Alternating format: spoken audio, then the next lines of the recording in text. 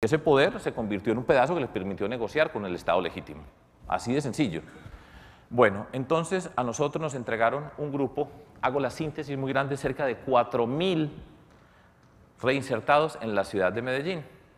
Nosotros con esos reinsertados hicimos un proceso, les voy a describir un poco a continuación, porque esto tiene sentido no solamente para reinsertados, sino para grupos sociales vulnerables a la puerta de entrada del mundo de la violencia. Otro factor, no lo voy a explicar acá en detalle, el de cultura ciudadana, era la policía, la reinserción y cómo le íbamos comunicando a la comunidad lo que estábamos haciendo. Recuperar una cantidad de valores, dando una ruptura con lo que estaba ocurriendo en la ciudad y cambiando nuestra mentalidad. Ahora van a ver cómo lo hicimos. ¿Qué es la reinserción? Y eso, yo repito, esto es muy importante, es muy poderoso y hay que tenerlo con mucho cuidado y puede ser útil en muchos espacios, insisto, sin ser necesariamente una reinserción de desmovilizados de algún tipo de batalla. Porque, como les decía, de la guerra se sale, pero hay un problema, a la guerra se entra. Y si la puerta de entrada a la guerra, a la delincuencia, a la ilegalidad, en la forma que sea, no se cierra, la guerra es infinita, porque por un lado sacan, pero por el otro lado entran.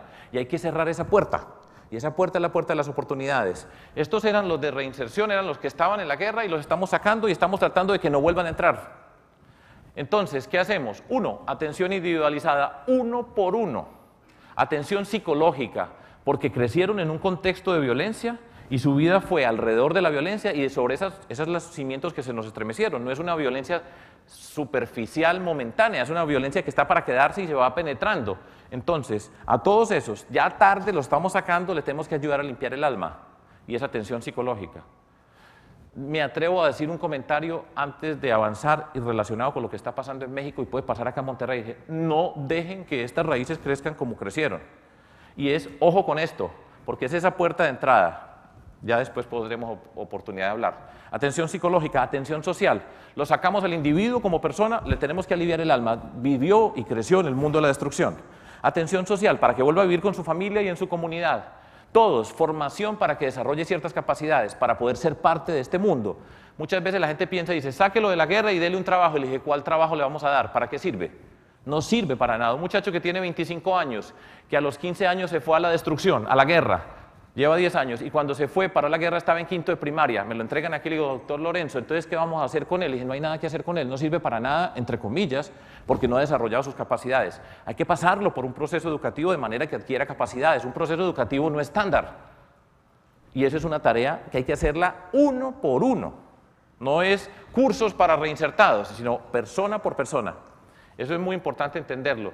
Los vamos monitoreando, vamos graduándolos. Hacemos un programa que se llama Jóvenes con Futuro, para que todo esto les pueda servir a ustedes un poco de referencia, que ocurre lo siguiente. Usted saca gente de la guerra y vuelve a vivir a su espacio. Pero en el espacio hay una cantidad de jóvenes, la inmensa mayoría de hecho, que nunca han estado en la ilegalidad, pero están en la puerta de entrada. Entonces el muchacho dice, para tener atención del Estado tengo que ser un delincuente, porque ven cómo a los que estamos sacando le estamos ayudando a salir. Pero nosotros tenemos que cerrar la puerta para que no vayan a entrar. Y ese programa se llama Jóvenes con Futuro. Entonces muchas veces se piensa, solamente los que están en la guerra. Le dije, no, los que se van a entrar. Ese es un error que se comete, creo yo, muchísimas veces. Jóvenes con Futuro y atención de víctimas. Ese fue un proceso que ha sido benéfico para nosotros. Difícil, dificilísimo. Complejo, complejísimo. Doloroso, dolorosísimo, pero con unos resultados poderosos. De 4.000, hago una síntesis. Yo insisto en que cerca del 15% nos hacen trampa, pero el 85% va bien. Son 3.400. ¿Y qué pasa? Entonces, teníamos un problema de tamaño 4.000, lo redujimos a un problema de 600. Sacamos a esta gente de la guerra, ¿qué pasa en la ciudad? Disminuye la violencia. Y tenemos que llegar entonces con toda la fuerza de las intervenciones sociales. Así tan elemental como lo estoy diciendo, así lo hicimos. Y entonces, ahora ya hablemos de oportunidades. ¿Y cuáles son las oportunidades? La educación, entendida en un sentido amplio, es el motor de la transformación social. El programa nuestro, la expresión era Medellín la más educada. Ya les voy a explicar qué significa sentido amplio. Y por esa razón es porque yo estoy acá parado. Porque toda la vida diciendo cómo hacemos de la ciencia, la tecnología, la innovación, el emprendimiento, toda la educación de calidad que no puede ser un privilegio de unos pocos, sino un derecho de toda persona para construir una base de igualdad que nos permita hablar de libertad. Por eso me metí yo acá, yo vengo del privilegio de tener todas las facilidades para avanzar, por supuesto trabajando para avanzar, pero una cantidad de puertas abiertas. Y entonces todo eso, pero para hacerla el motor de la transformación social, no simplemente un programa, sino el programa de la sociedad, que es distinto. No es un problema de tener un buen ministro, un buen secretario, es como sociedad cómo asumimos eso como reto de todos nosotros. Ahí es donde se construye la esperanza. Es distintísimo, por eso es el poder, para eso son los políticos, porque toman las decisiones. Ya les voy a mostrar qué decisiones tomamos nosotros. Esta era la frase, este era el sello de nuestra ciudad, de la administración. Medellín, la más educada, compromiso de toda la ciudadanía. Ese era el sello. En todas partes donde ustedes estaban, ahí estaba todo el tiempo. Le estábamos diciendo a la sociedad, en este canal nos sintonizamos nosotros, es en este. Y empezamos a hacer la transformación de la ciudad. 2, 3 detalles. Aquí puse solamente 4 componentes de ese proyecto de transformación de la ciudad.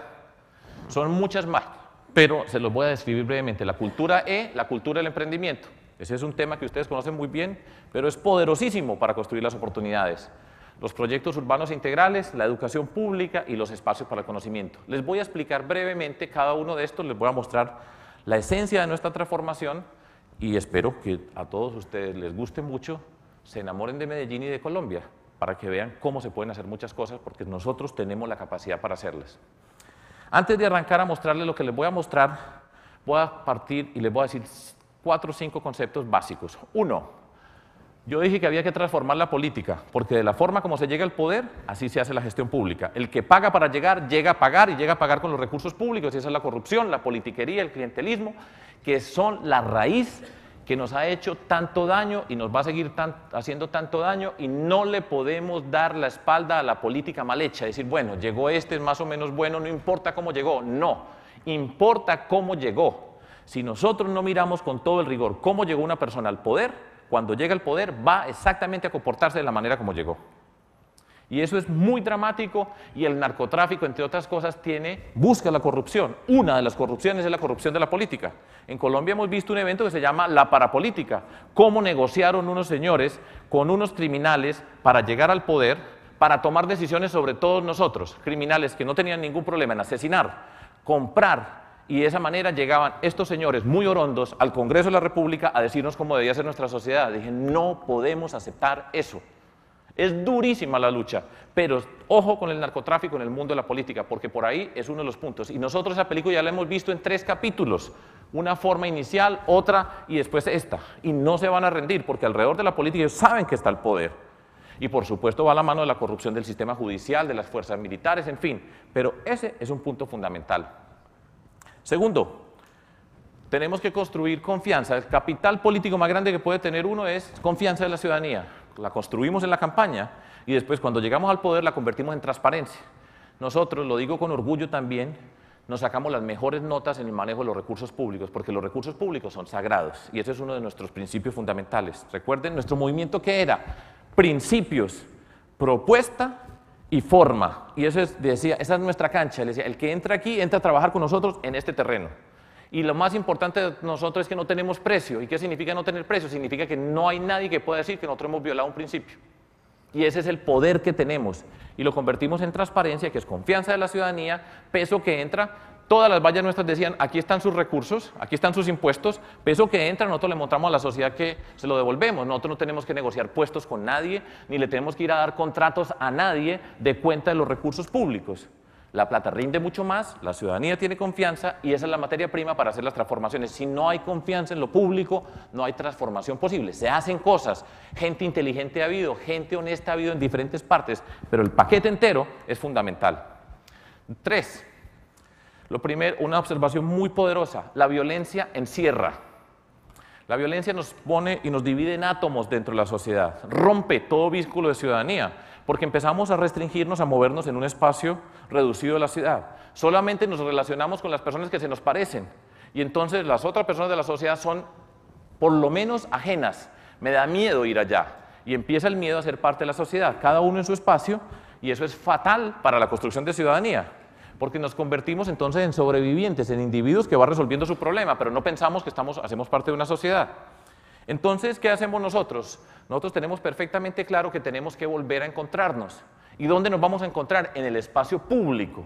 Es ahí donde nos encontramos las personas. Y entonces tenemos un programa que se llama el cambio de piel, o una forma de describirlo.